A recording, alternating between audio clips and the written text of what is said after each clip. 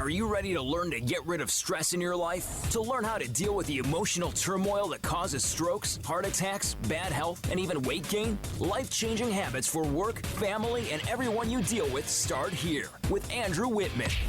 It's time for Get Warrior Tough on WCCP 105.5 The Roar. Here's Andrew Wittman.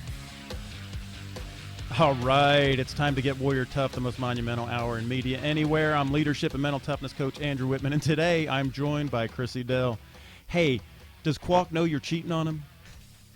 I think Quack does know because yesterday I was on with Mickey, and I've been on with Roy for the last week and next week. So, dude, I've hit the big time, man. Yeah, no, I'm a hot commodity right now. Well, I appreciate you being with us, man. Of course. What's going on? You've taken over the title of hardest working man in radio from Lee Harper. I am doing my best, and I'm doing well. I just got a full-time job yesterday, so I'm really excited about that. So it's been a pretty great weekend so far. That's so great. I'm glad you're with us, brother. Yeah, thank you very much. Yeah, man. Hey, could you give us the numbers to call in or text if anybody wants to join us? Yeah, if you want to join the conversation, call in at 864-654-ROAR or join us on the Infinity Mobile text line at 864-986-1566. And remember, if you're texting in, we like to know who you are and where you're from.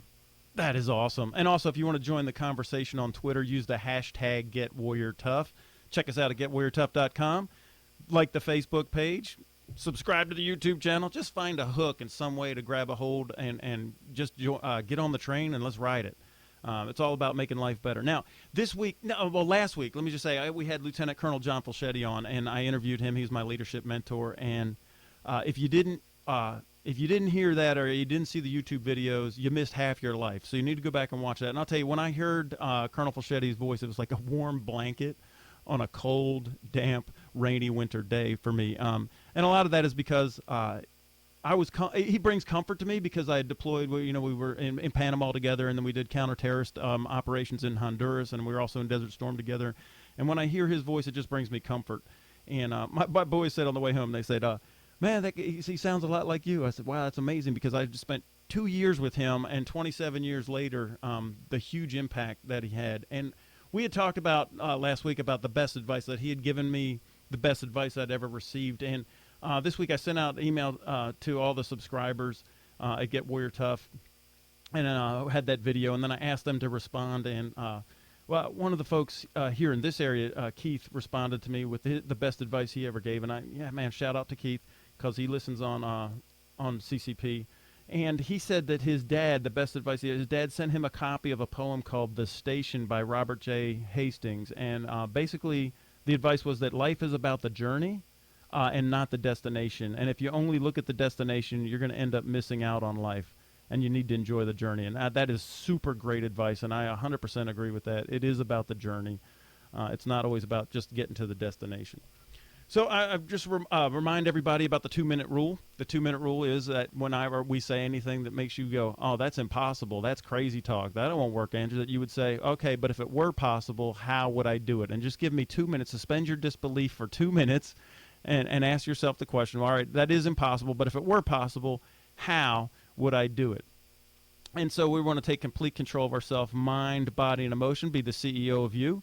And, this week I was up in Detroit, and shout out to my Detroit peeps up there. I spent a whole week teaching leadership up there, and just some great, wonderful people that they really they made a difference in my life.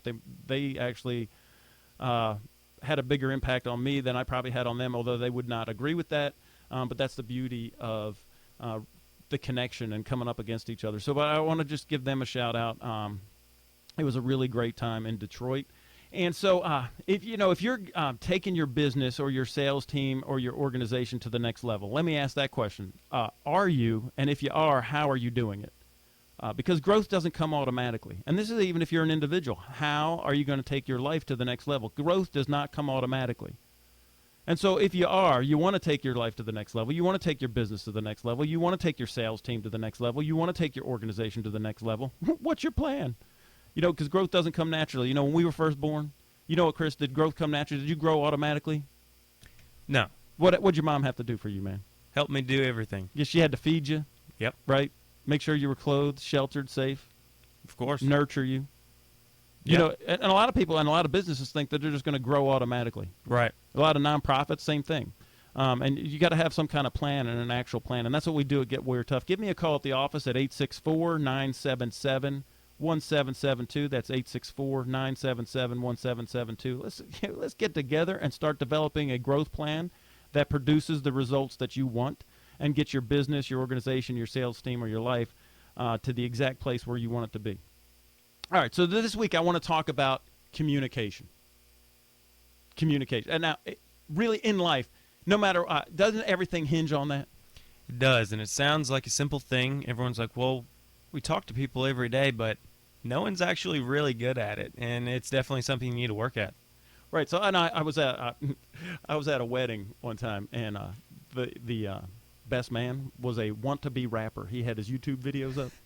And he's got up and he's got his, Les Grossman, big dollar chain on and everything. It was really cool. But he got up there and he was going to toast his brother. And he's like, yeah, I love my brother, you know what I'm saying? And with him and his groom and his bride, you know what I'm saying? And I wish them all, you know what I'm saying? And I said, no, you haven't said anything yet. Right. Please tell me what it is that you're saying. And a lot of times that's how we communicate. Or we'll say, well, you know what I mean? And we're like, Sure. So in communication, there's a lot of assumptions that happen. A lot of assumptions. And things break down really fast. Now, whether it's in leadership, sales, or just relationships in life, if you don't communicate, the whole thing is dead in the water. Would you agree with that? I don't think there could be a truer statement, honestly. Like, I was a communications major at Furman. I just graduated, and a lot of people, they're like, oh, athletes take communications, and, that's not like a real major. And then you get into it, and you just realize how integral it is to everything you do. So now you're an expert then. I mean, kind of.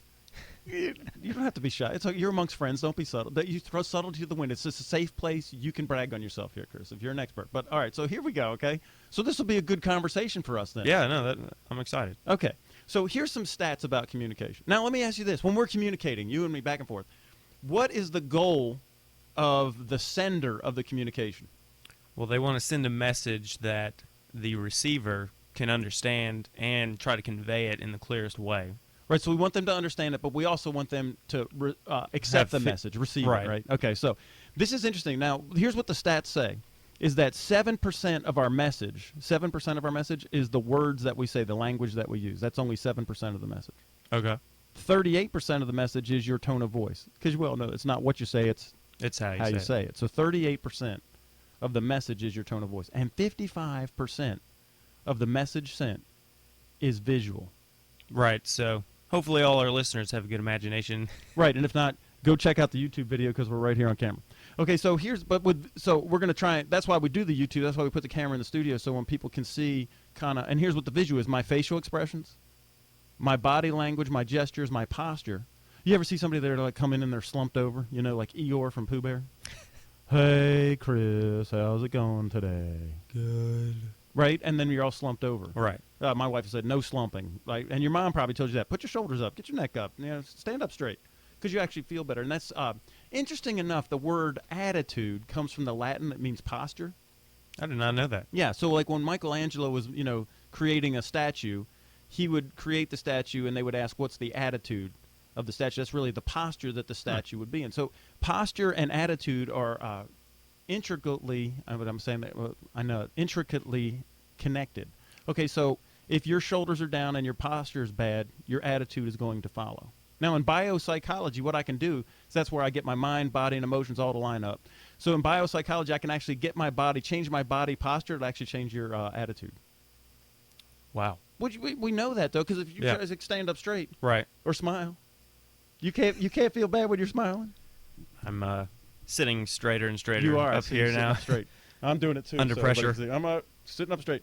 Okay, so this is interesting stuff. So now, let me just ask this question: if you and I are communicating, we're through the glass, but we're still seeing each other visually. But if we were on the phone, let's do some math. Now, your communications made, you weren't a math guy, but I'll try to walk you through it. Okay, Thanks. So 55% of the message is, with visual before I get to that. And visual is also the clothes you wear. Right. And the colors. What do the colors have to do? I'm glad you asked. Now, see, when I'm on the road now, when I first, like, when I go somewhere and I'm going to be there for more than one day, I will change the colors that I wear. The first day, I always wear a red tie and a white shirt with my suit. Why would I do that? What does that say? Those colors say to you, a red tie and a white shirt.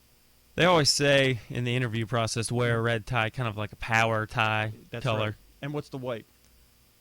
Professional. Yeah, and very sharp, crisp. I'm black and white. I'm in charge. What I'm saying is I'm in charge. I'm confident. I'm crisp and disciplined, and I am squared away. Now, what does it say? And your appearance, not just the colors that you wear, but how are you groomed? Right, yeah. I mean, you got to, keep up everything, and got to shave for the interview day. Right, or not like me, right? You just trim the beard. But let me ask you this question. Have you ever been stopped by a cop at a traffic? Now, I know it's probably not you, but other people have. No. Yes. Okay. Now, if the cop that walked up, he was like fat and out of shape, and his uniform looked like he had slept in it, and there's donut crumbs on the front, what is he saying to you when he walks up to the car? That he's, not professional. Yeah, he's not disciplined. You could probably if he just broke bad, you could probably outrun him, right? True. Yeah. You could get away from that guy. I could run for a little bit. Yeah. I mean, you're a soccer player, so I know you can run. Right. Okay. So, but now, what if it was like that state trooper with that high and tight haircut, crisp, sharp military creases in his uniform, his boots are spit shine, and he's got that Smokey the Bear, hat, cocked at an angle, and he comes walking up, and he's like ramrod straight, and he comes up to the car. What is that saying to you? That's saying I'm going to be in trouble because he means business. Right, and you're probably not going to run or break bad on this guy. I know you never would anyway because you're a good guy, but as a cop, I always wanted to make sure that that's what I was communicating to every car that I walked up on or every bad guy that I approached. I want them thinking, I can't take this guy. He's squared away. He knows what he's doing. So your appearance has a big deal. Now, the other colors. Now, the next day, remember I said I wear a red tie with a white shirt. Right. The next day, what I do is I wear like a blue shirt and a yellow tie. What am I saying now? You're kind of getting more personal. You're getting to know him a little bit better, kind of softer. Yep, taking the edge off. We're more family, right? The yellow tie. And then what happens, and you guys see this as political campaign season. You're going to see it. They'll take the tie and they'll unbutton the top button, pull the tie down, and then they'll roll up the sleeves a little bit, right? What am I saying now? A little more casual, taking things a little bit laid back. Yeah, and I'm one of the. Now, did you ever see that movie Tommy Boy? I have not. Oh, wait, Tommy Boy. Yes, yeah, Tommy Boy. Chris I haven't Farley? seen it in a while. Yeah.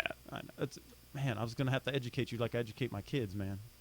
You got to watch Tommy Boy. Okay, so but in there, Dan Aykroyd is like the big, Midas or whatever break guy, Right. And so he, as soon as the cameras come on, they catch him in his corporate boardroom, and he's got the suit and the tie. It's the power suit and the power tie. It's the red shirt, white shirt, red tie. As soon as the cameras come on, and he wants to be his whole thing is the working man. He unbuttons the thing, rolls that down, pulls the tie down, starts rolling up the sleeves because he wants all his constituents to see that he's for the working man, that he's not wearing this high-dollar tailored Italian suit with, Italian shoes and a silk tie by Versace, because that's not he wants to change what he's saying. Right. So this is a big deal with visuals. Also with rolling your eyes. What do you say if you'll be like, somebody roll your eyes like, oh, man. Well, it's disrespectful. It is, but what do you? Yeah, and you're saying I don't believe what you're saying, or right. It's contemptuous. Okay, so that's the visual part. Now, if you and I were on the phone and we're perfect, knowing that 7% of the message is the language you use, 38% of the message is your tone of voice, and 55% is visual. If I'm perfect on the phone, what's the best that I could hope for to get my message across? Going to be 65. No, you're not a math major. I'm not a math. 38 plus 7 is 45%. 45, yeah. Okay, that's 45%. what I said. Okay, yeah, that's what you said. I know, I put you on the spot, man. I even warned you like 10 minutes ago. I You know. should have figured it out. Should have been thinking about it. I'm just messing with you. All right, but no, seriously, so 45%. If you're perfect, 45%. Now, what we're going to do is we're going to take a break. When I get back, all sales reps, I'm going to tell you how to maximize and be perfect on your 45% on the phone if you're a sales rep. Well, this is perfect because that's exactly the job that I just got. So, oh, you should be taking notes, this is brother. perfect. All right, so I will be. As soon as we get back, how to be perfect on the phone and maximize your 45%. A company that has happy employees will be more effective. A company that has employees that know how to deal with obstacles and problems will make more money. A company that gives their employees the tools to make those things happen is the company that turns to Andrew Wittman. Andrew has been teaching leadership, performance discipline, emotional intelligence, critical thinking, and mental toughness for almost 30 years. He's a veteran with combat experience in the Marines and experience as a police officer, federal agent, and security contractor for the State Department. His keynote speeches, half-day and full-day seminars are engaging, effective, and energizing.